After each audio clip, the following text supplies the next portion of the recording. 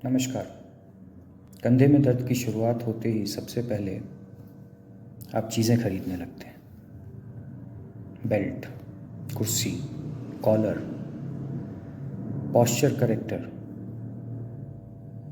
और फिर जब वो दर्द बना रहता है तो आप दवाइयाँ खरीदने लगते हैं, खुद से, बिना प्रिस्क्रिप्शन के। दर्द और बढ़ता है तो आप कहीं जाते हैं जहाँ से आपको दवाइयों का प्रिस्क्रिप्शन मिल सके दर्द को थोड़े दिन के लिए कम करने के लिए। फिर कोई बताता है एक्सरसाइज कीजिए,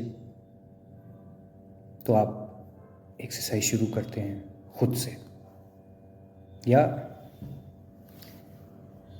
किसी बहुत पॉपुलर, बहुत अच्छे दिखने वाले वीडियो सोर्स से। फिर ये जो कंधे का दर्द है, जो गर्दन का दर्द है, जब बढ़ता है, हाथों में आने लगता है, डर लगने लगता है कि ये ठीक होगा कि नहीं, तब आप या तो अस्पताल जाते हैं, वहाँ जिसको भी आप कंसल्ट करें उनको आपको टेस्ट लिखना पड़ता है, एक्सरे कराने पड़ते हैं, स्कैन कराने पड़ते हैं, या फिर आप इसी स्टेज में फिज़िकल थेरेपी कंसल्टेशन लेते हैं। अस्पताल जाके भी आपको आगे फिजियोथेरेपी लेना ही होता है। अब समझने की बात यह है कि आप अपने आप को इस स्टेज तक आने क्यों देते हैं। जब पहली बार दर्द हुआ तो सबसे पहली और सबसे सिंपल, साधारण चीज़ है एक फिजियो कंसल्टेशन। उस समय कोई भी समझदार फिजियो आपसे ये नहीं कहेगा कि 5 दिन 10 दिन ट्रीटमेंट लेना होगा या आपको लगातार आते रहना होगा। मोस्ट प्रोबेबली बहुत साधारण तरीके से आपको कुछ एक्सरसाइज बताई जाएगी जो रेगुलरली आप करेंगे। साधारण कंधे का दर्द सर्वाइकल स्पॉन्डिलाइटिक चेंजेस, फ्रोजन शोल्डर जैसे बड़े बड़े चीज़ों में कन्वर्ट नहीं होगा।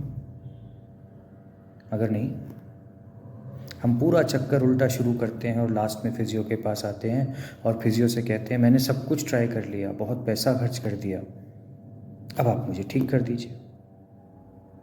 और जब इस परिस्थिति में आ जाते हैं तो आपको ट्रीटमेंट 2 दिन या 4 दिन में ठीक नहीं कर पाएगा, पर आपकी एक्सपेक्टेशन बढ़ी हुई रहती है और आप जल्दबाजी में 2 दिन 1 दिन एक्सरसाइज फॉलो करते हैं और बंद कर देते हैं। फिर कहते हैं फिजियोथेरेपी काम नहीं किया। ऐसा मत कीजिए। स्वास्थ्य आपका है और कठिन से कठिन, कॉम्प्लेक्स से कॉम्प्लेक्स नेक पेन में भी 10, 15, 20 दिन का ट्रीटमेंट किसी को, जहाँ तक जिस तरह से हम लोग ट्रीटमेंट देते हैं, ज़रूरत नहीं लगती है। मोस्टली आपको एक्सरसाइज बताई जाएगी, घर पे जाके करनी है और आप ठीक होंगे। धीरे धीरे इम्प्रूवमेंट होगा। कुछ महीनों तक एक्सरसाइज करेंगे, बड़ी से बड़ी प्रॉब्लम्स भी सॉल्व हो जाती है। बहुत रेयर चांस है, बहुत कम सिचुएशंस या केसेस में ऐसा होता है जब आपको फर्दर ट्रीटमेंट्स, फर्दर एग्जामिनेशंस के लिए जाना पड़े। तो ध्यान रखें, फिजियोथेरेपिस्ट के पास आखिरी में नहीं, शुरू में आए। धन्यवाद।